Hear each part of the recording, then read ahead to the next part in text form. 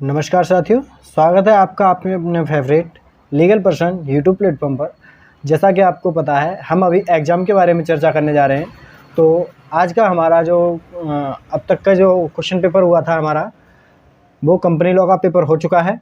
अब हम labour law के बारे में चर्चा करेंगे। तो जिन साथियों का कंपनी लॉ का पेपर अच्छा गया है, कृपया करके वो एक बार थम्स अप कर दें कमेंट में थम्स अप जरूर कर दें जिनका paper labour law company law का अच्छा गया है। आज हम बिना देरी किए हुए लेबर लॉ के प्रीवियस ईयर के क्वेश्चन पेपर को देखेंगे हम। तो 2022 का ये क्वेश्चन पेपर है, तो देखते हैं बिना देरी किए हुए। और जिन साथियों ने अभी तक चैनल को सब्सक्राइब नहीं किया है, तो कृपया करके वो चैनल को सब्सक्राइब जरूर कर दें, क्योंकि यहाँ लॉ से रिलेटेड हर प्रकार की जानकारी आपके लिए उपलब्ध कराई जाती है। तो चलिए चलते हैं क्वेश्चन के पास। तो सबसे पहला क्वेश्चन हमारा, मजदूरी भुगतान अधिनियम 1936 की किस धारा के तहत मजदूरी के भुगतान के लिए उत्तरदायित्व का प्रावधान दिया गया है?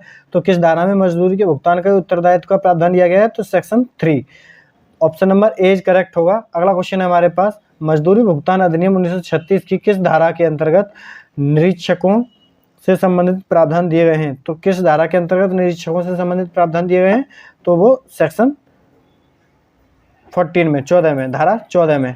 अगला क्वेश्चन हमारे पास, मजदूरी भुगतान अधिनियम 1936 की किस धारा के तहत नियम बनाने की शक्ति से संबंधित प्रावधान दिए गए हैं? तो ये किस धारा में दिए गए हैं? धारा 26 में, 26 में नियम बनाने की शक्ति से संबंधित प्रावधान दिए गए हैं। ठीक है, नेक्स्ट क्वेश्चन हम देखते हैं, बाल श्रम प्रतिषेध और विनियमन अधिनियम कब अधिनियमित किया गया था? तो ये 1986 में किया गया था। Option number A correct. अगला क्वेश्चन हमारे पास, बाल श्रम प्रतिषेध और विनिमय अधिनियम 1986 की अधिनियम संख्या क्या है? तो अधिनियम संख्या इसकी क्या है? 61 है। अगला क्वेश्चन हमारे पास, बाल श्रम प्रतिषेध और विनिमय अधिनियम 1986 की किस धारा के अंतर्गत बालक को परिभाषित किया गया है? तो बालक को सेक्शन 2 क्लॉज 2 में, 2 सब क्लॉज 2 में परिभाषित किया गया है। ठीक है, बालक को। अगला क्वेश्चन है हमारे पास, बालक प्रतिषेध और विनिमय अधिनियम 1986 की किस धारा के अंतर्गत दिन को परिभाषित किया गया है? तो किस में किया गया है? 2 सब क्लॉज 3, दिन को 2 सब क्लॉज 3 में परिभाषित किया गया है। ठीक है, अगला नेक्स्ट क्वेश्चन हम देखते हैं, श्रमिक विधि भारत के संविधान की 7वीं अनुसूची का विषय है? तो ये बिल्कुल सत्य बात है, बिल्कुल ट्रू करेक्ट है। अगला क्वेश्चन हमारे पास, भारत के द्वितीय श्रम मंत्री कौन थे? तो ये द्वितीय श्रम मंत्री जो थे वो श्री बीबी गिरी थे, श्री बीबी गिरी। अगला क्वेश्चन हमारे पास, संयुक्त राष्ट्र संघ भारत के संविधान की किस सूची का विषय है? तो ये किस सूची का विषय है? संघ सूची का विषय है। संयुक्त राष्ट्र संघ सूची का विषय है। ठीक है, अगला क्वेश्चन हम देखते हैं, औद्योगिक और श्रम विवाद भारत के संविधान के अंतर्गत समवर्ती सूची का विषय है? तो ये बिल्कुल सही बात है, बिल्कुल ट्रू करेक्ट है। अगला क्वेश्चन हमारे पास, पुरुष और स्त्रियों को समान कार्य के लिए समान वेतन भारत के संविधान के किस अनुच्छेद से संबंधित है? तो अनुच्छेद 39 क्लॉज डी से संबंधित है। ये अनुच्छेद 39, आर्टिकल 39। ठीक है, अगला क्वेश्चन है, प्रथम कारखाना अधिनियम 1881 में अधिनियमित किया गया था? तो ये बिल्कुल करेक्ट है, ट्रू पॉइंट है। अगला क्वेश्चन हमारे पास, औद्योगिक विवाद अधिनियम 11 मार्च 1947 को अधिनियमित किया गया था? तो ये बिल्कुल सही है। देखिए, औद्योगिक विवाद अधिनियम जो है 11 मार्च 1947 को अधिनियमित किया गया था। इसमें टोटल 7 चैप्टर हैं। ठीक है, 7 चैप्टर हैं और सेक्शन कितने हैं? 40 सेक्शन हैं, 40 सेक्शंस हैं। ठीक है ना, इसमें कितने? 7 चैप्टर और 40 सेक्शंस। ठीक है, अगला क्वेश्चन देखते हैं, औद्योगिक विवाद अधिनियम 1947 का अधिनियमित संख्या क्या है? तो इसकी अधिनियमित संख्या क्या है? 14। कितनी है? 14। अगला क्वेश्चन है हमारे पास, पहले श्रमिक मजदूर क्रेता के पास गुलाम हुआ करते थे? बिल्कुल करेक्ट है, करेक्ट। बेगार का अर्थ है बलात् श्रम, फोर्स्ड लेबर। यह कथन कैसा है? बिल्कुल करेक्ट है, ट्रू। अगला है, श्रम का इतिहास एक दर्दनाक कष्टदायक इतिहास है। बिल्कुल करेक्ट पॉइंट है, बिल्कुल सही, option number B is correct. ठीक है, नेक्स्ट क्वेश्चन हम देखते हैं, राजस्थान राज्य में प्रचलित सागरी और हाली भी बंधुआ मजदूरी का एक घिनौना रूप था? तो ये बिल्कुल सही है, ऑप्शन ए करेक्ट। अगला है, सामाजिक न्याय का लक्ष्य साधन संपन्न और साधन विहीन व्यक्तियों के बीच की दूरी को समाप्त करना है? तो बिल्कुल सही है। अगला है, श्रम कल्याण लेबर वेलफेयर एवं सामाजिक सुरक्षा सोशल वेलफेयर किन श्रमिकों से संबंध रखती है? तो ये पुरुष से, महिला से, तरुण किशोर से, सभी से संबंध रखती है। तो उपरोक्त सभी, option number D is correct होगा। नेक्स्ट क्वेश्चन हम देखते हैं, सामाजिक सुरक्षा और सामाजिक बीमा भारत के संविधान के किस सूची का विषय है? तो ये समवर्ती सूची का विषय है। ठीक है, समवर्ती सूची का विषय है। अगला क्वेश्चन है हमारे पास, नियोजन और बेकारी भारत के संविधान की किस सूची का विषय है? तो ये भी समवर्ती सूची के विषय हैं। ठीक है, आर्थिक और सामाजिक योजना भारत के संविधान की किस अनुसूची का विषय है? तो आर्थिक और सामाजिक योजना जो है वो कौन सी अनुसूची है? वो कौन सी अनुसूची? 7वीं अनुसूची का विषय है। ठीक है, नेक्स्ट क्वेश्चन हम देखते हैं, विधिवृत्ति लीगल प्रोफेशन भारत के संविधान की किस सूची का विषय है? तो ये समवर्ती सूची का विषय है। Option number C is correct होगा। ऑप्शन नंबर सी समवर्ती सूची का विषय है। अगला क्वेश्चन है हमारे पास, औद्योगिक विवाद अधिनियम 1947 की किस अध्याय में तब्दीली की सूचना का प्रावधान दिया गया है? तो किस अध्याय में दिया गया है? अध्याय 2A में तब्दीली की सूचना का प्रावधान दिया गया है।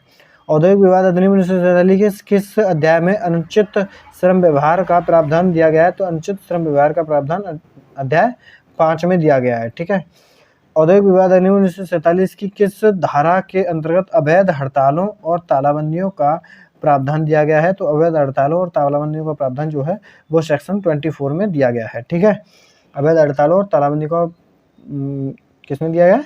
और इसको ऐसे क्या याद कर सकते हो कि 24 आवर कहीं पे तालाबंदी थोड़ा ही रहती है, हड़ताल थोड़ा ही रहती है, तो 24 आवर से ऐसे सेक्शन 24 याद हो जाएगा आपके लिए। ठीक है, नेक्स्ट क्वेश्चन हम देखते हैं, औद्योगिक विवाद अधिनियम 1947 की किस धारा के अंतर्गत अनुसूचियों को संशोधित करने की शक्ति का प्रावधान दिया गया है? तो अनुसूचियों को संशोधित करने की शक्ति का प्रावधान सेक्शन 34 में दिया गया है। अगला क्वेश्चन है, औद्योगिक विवाद अधिनियम में पहला संशोधन वर्ष 1949 में किया गया था। तो ये बिल्कुल ट्रू पॉइंट है, बिल्कुल करेक्ट है, सत्य है। अगला क्वेश्चन है हमारे पास, भारतीय परंपरा में श्रम देवता है जिसे वैदिक काल में विश्वकर्मा, प्रजापति और ब्राह्मण कहा गया है। तो ये भी बिल्कुल करेक्ट है। ठीक है, बिल्कुल सत्य है। नेक्स्ट क्वेश्चन हम देखते हैं, विशाखा बनाम राजस्थान राज्य 1997 का बाद कार्यस्थल पर महिला श्रमिकों के यौन उत्पीड़न से संबंधित है। तो ये बिल्कुल करेक्ट है, सत्य है। अगला क्वेश्चन है हमारे पास, औद्योगिक विवाद अधिनियम 1947 की किस धारा में शब्द मध्यस्थ को परिभाषित किया गया है? तो ये मध्यस्थ को 2AA में परिभाषित किया गया है। अगर किसी के लिए भी औद्योगिक विवाद अधिनियम और जो फैक्ट्री एक्ट है उसके जो भी डेफिनेशंस दे रखी हैं, उनमें जो भी डेफिनेशंस हैं, तो उनको अगर किसी को भी चाहिए तो वो मैंने उसके लिए एक अलग से नोट्स तैयार कर रखा है। तो अगर आपके लिए डेफिनेशंस इंपॉर्टेंट लग रही हैं और डेफिनेशंस का आपको वीडियो चाहिए तो मुझे आप कमेंट में बता दीजिएगा, मैं कमेंट में आपको वो डेफिनेशंस का वीडियो है वो प्रोवाइड करा दूंगा। ठीक है, बट ज़्यादा टाइम नहीं है तो आप जल्दी से ही बता सकते हैं उसके लिए। अगला क्वेश्चन है हमारे पास, औद्योगिक विवाद अधिनियम 1947 की किस धारा में शब्द समुचित सरकार को परिभाषित किया गया है? तो समुचित सरकार को सेक्शन 2 क्लॉज ए में परिभाषित किया गया है। ठीक है, नेक्स्ट क्वेश्चन हम देखते हैं, बंगलौर वाटर सप्लाई बनाम ए राजप्पा का बाद उद्योग की परिभाषा से संबंधित है। तो ये बिल्कुल सही है। अगला क्वेश्चन है हमारे पास, औद्योगिक विवाद अधिनियम 1947 में कितनी धाराएं हैं? तो आपके लिए पता होना चाहिए 40 धाराएं हैं, 40 धाराएं हैं औद्योगिक विवाद अधिनियम 1947 में। ठीक है साथियों, जिन साथियों ने हमारे अभी तक चैनल को सब्सक्राइब नहीं किया तो वे कृपया करके चैनल को सब्सक्राइब जरूर कर लें।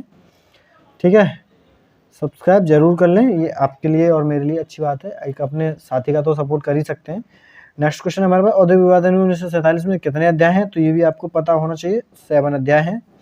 ठीक है, 7 अध्याय हैं। अवैध हड़ताल और तालाबंदियों के लिए दंड का प्रावधान, तो ये किस में है? दंड का प्रावधान भाई सेक्शन 24 में, अवैध हड़ताल और तालाबंदी के बारे में 24 में ही बताया गया है। ठीक है, नेक्स्ट क्वेश्चन हम देखते हैं,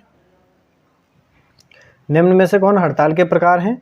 तो सामान्य हड़ताल, भूख हड़ताल, धीरे धीरे काम करो, ये सभी हड़ताल के प्रकार हैं। ठीक है, option number D is correct, उपरोक्त सभी होगा। अगला क्वेश्चन है हमारे पास, वर्ष 1982 में उद्योग की परिभाषा संशोधित किया गया था। तो ये भी बिल्कुल करेक्ट है, सत्य कथन है बिल्कुल।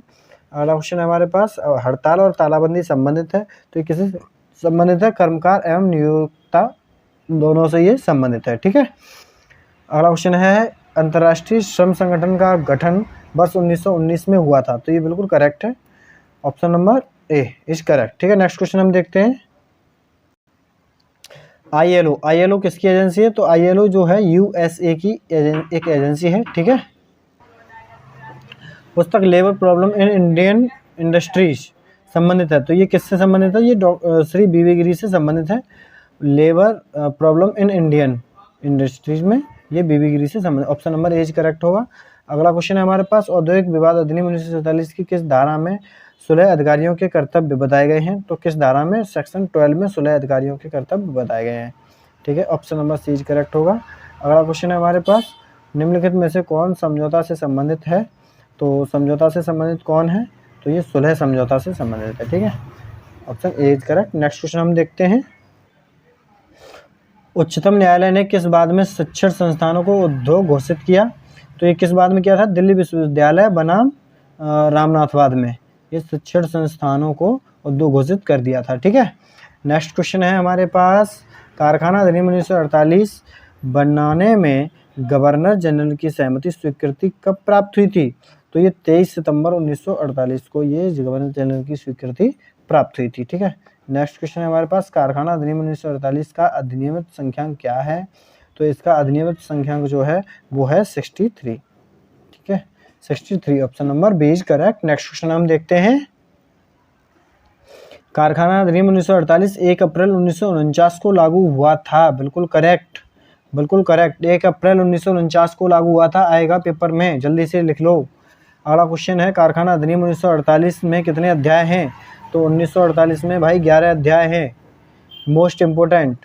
अगला क्वेश्चन है, कारखाना अधिनियम 1948 में कितनी धाराएं हैं? वाह, कितने अच्छे क्वेश्चन आ रहे हैं, 120 धाराएं हैं, ठीक है। Option number D is correct. Next question है हमारे पास, कारखाना संशोधन अधिनियम 1964 में 8वां अध्याय मजदूरी सहित वार्षिक छुट्टी जोड़ा गया। तो ये आप कमेंट में बताएंगे हमें, ये कथन सत्य है? मेरे से तो सत्य है, लेकिन आप कमेंट में ज़रूर बताएंगे इस आंसर को कि आंसर क्या होगा इसका, ठीक है। नेक्स्ट क्वेश्चन हम देखते हैं, कारखाना अधिनियम 1948 के किस अध्याय में वयस्कों के काम के घंटे दिए गए हैं? तो किस अध्याय में दिए गए हैं? अध्याय 6 में दिए गए हैं वयस्कों के काम के घंटे। अगला क्वेश्चन है हमारे पास, कारखाना अधिनियम 1948 के किस अध्याय में विशेष प्रावधान दिए गए हैं? तो अध्याय 9 में विशेष प्रावधान दिए गए हैं। अगला क्वेश्चन है हमारे पास, कारखाना अधिनियम 1948 की किस धारा में आंखों का बचाव से संबंधित प्रावधान दिए गए हैं? तो सेक्शन 35 में आंखों का बचाव से संबंधित प्रावधान दिए गए हैं। दोस्तों, लेबर लॉ जो है वो अपने आप में एक बहुत ही बड़ा एक्ट है, ये बात आपको भी पता है, मुझे भी पता है।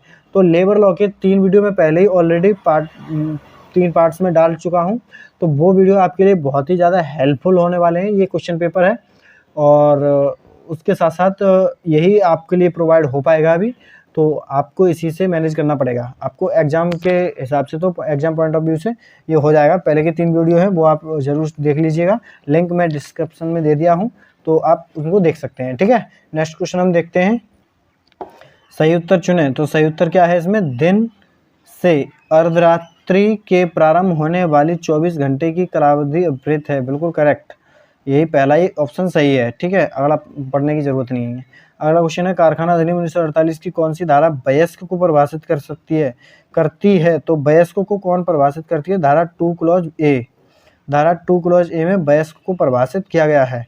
अगला क्वेश्चन है, कारखाना अधिनियम 1948 की कौन सी धारा बालक को परिभाषित करती है? तो बालक को क्या है, कौन सी धारा परिभाषित करती है?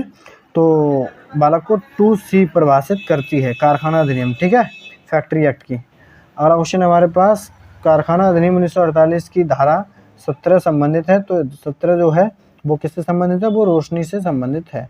17 किससे संबंधित है? रोशनी से संबंधित है, ठीक है। नेक्स्ट क्वेश्चन हम देखते हैं, कारखाना अधिनियम 1948 की कौन सी धारा सप्ताह को परिभाषित करती है?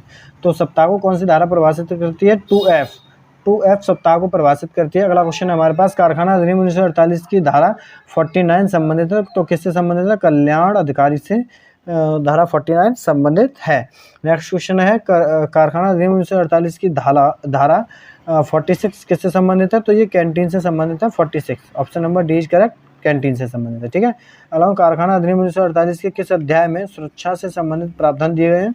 तो अध्याय 4 में सुरक्षा से संबंधित प्रावधान दिए गए हैं। Option number B is correct. Next question हम देखते हैं, कारखाना अधिनियम 1948 की किस धारा में बालकों के लिए काम के घंटे से संबंधित प्रावधान दिए गए हैं? तो सेक्शन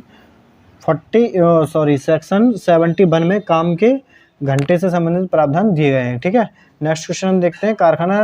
कारखाना भारत के संविधान की समवर्ती सूची का विषय है? तो ये बिल्कुल करेक्ट है, समवर्ती सूची का विषय है, ये मैं पहले भी बता चुका हूँ आपके लिए।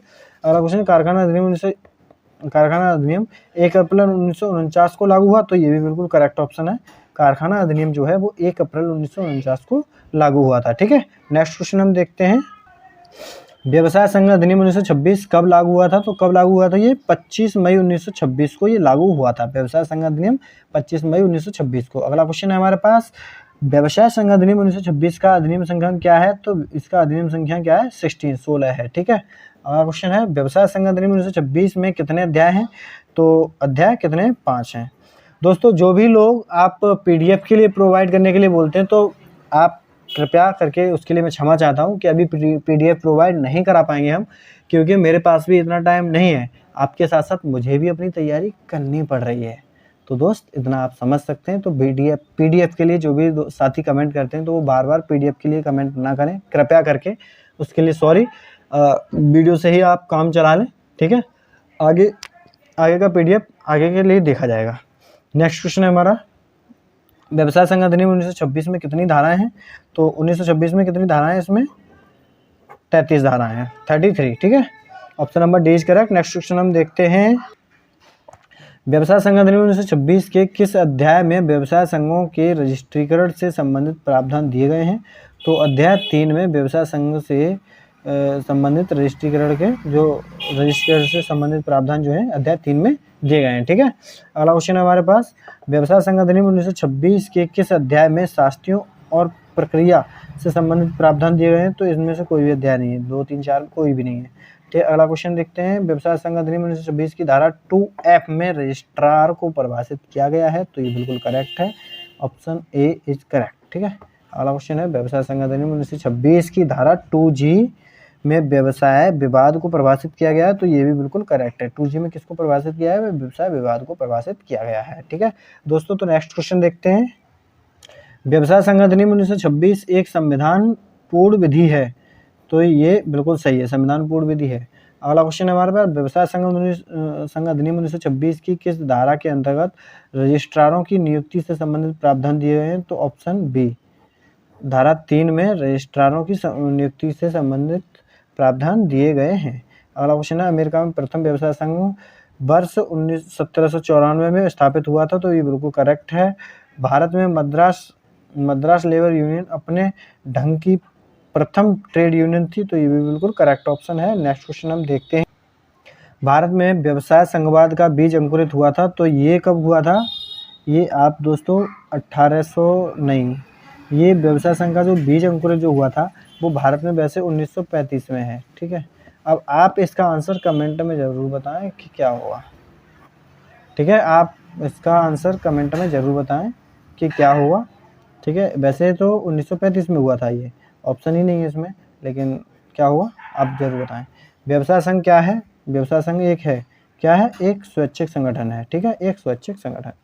औद्योगिक नियोजन स्थायी आदेश अधिनियम 1946 की धारा 11 संबंधित है? तो किससे संबंधित है? स्थायी आदेशों का रजिस्टर से संबंधित है। अगला क्वेश्चन हम देखते हैं, औद्योगिक नियोजन स्थायी आदेश अधिनियम 1946 की किस धारा के तहत प्रमाणकर्ता अधिकारी को परिभाषित किया गया है? तो प्रमाणकर्ता अधिकारी को किस में परिभाषित किया गया है? तो 2C में परिभाषित किया गया है। ठीक है दोस्तों, तो नेक्स्ट क्वेश्चन देखते हैं, औद्योगिक नियोजन स्थायी आदेश अधिनियम कब अधिनियमित हुआ था? तो ये 1946 को अधिनियमित हुआ था। ठीक है, ऑप्शन नंबर ए। अगला क्वेश्चन है, औद्योगिक नियोजन स्थायी आदेश अधिनियम 1946 का अधिनियम संख्यांक क्या है? तो अधिनियम संख्या कितना है? 1717 है। अगला क्वेश्चन है हमारे पास, औद्योगिक नियोजन स्थायी आदेश अधिनियम 1946 की किस धारा में स्थायी आदेशों का रजिस्टर से संबंधित प्रावधान दिया गया है? तो सेक्शन 8 में ये दिया गया है, सेक्शन 8 में, option number B is correct होगा। ठीक है, नेक्स्ट क्वेश्चन हम देखते हैं, औद्योगिक नियोजन स्थायी आदेश अधिनियम 1946 की कितनी धाराएं हैं? 1946 में कितनी धाराएं हैं? तो 15 धाराएं हैं दोस्तों। कितनी हैं? औद्योगिक नियोजन स्थायी आदेश में 15 धाराएं हैं। ठीक है, नेक्स्ट क्वेश्चन हम देखते हैं, व्यवसाय संघ अधिनियम 1946 का मूल संक्षिप्त नाम क्या है? तो इसका क्या है, व्यवसाय संघ अधिनियम 1926। व्यवसाय संघ अधिनियम 1926 का मूल संक्षिप्त नाम वही है, व्यवसाय संघ अधिनियम 1926, और क्या होगा इसमें। ठीक है, अगला क्वेश्चन हम देखते हैं, कर्मचारी प्रतिकर अधिनियम कब अधिनियमित किया गया था? तो ये 15 मार्च 1923 को अधिनियमित किया गया था। ठीक है, नेक्स्ट क्वेश्चन देखते हैं, कर्मचारी प्रतिकर अधिनियम 1 जुलाई 1924 को लागू हुआ था। तो ये बिल्कुल करेक्ट ऑप्शन है, सही है बिल्कुल। अगला क्वेश्चन है हमारे पास, कर्मचारी प्रतिकर अधिनियम 1923 में कितने अध्याय हैं? तो ये अध्याय कितने हैं? 4 हैं इसमें, ये क्वेश्चन अच्छे से आने वाले हैं।